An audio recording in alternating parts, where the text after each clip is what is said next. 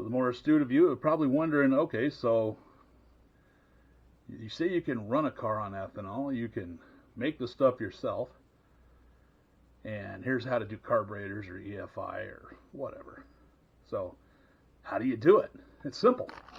You need sugar, or you need starch.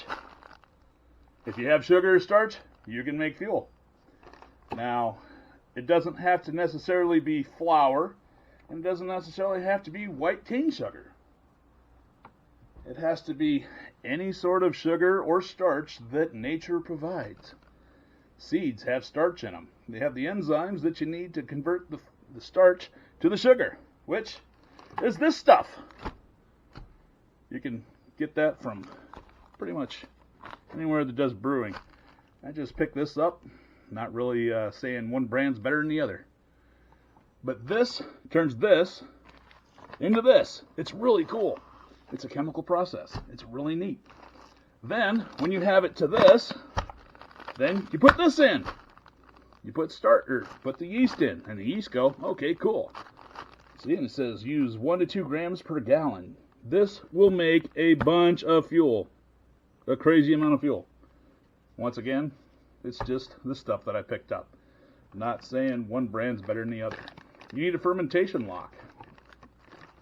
These are kind of cool. These things, you fill them up with water in here, and then the CO2 can escape, go in here, and then get all the way out without oxygen coming back in.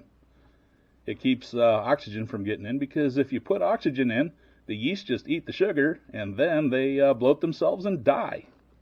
So they don't make any ethanol if you do that. You want your yeast to stay alive until they die in their own waste. Fun times. Now, these are bags that you can use when you're doing starches or granular sugar, and you put it inside your fermentation vat, and it keeps the stuff kind of together. You can stir it up a little bit in there, and it makes it less difficult to clean the solids out. You'll see what I mean when I make some. Then you need something to tell what proof it is. Looks like a thermometer, doesn't it? Well, it kind of is. It does specific gravity and tells you what the proof is. I think that's what this is. What is this one? Yep.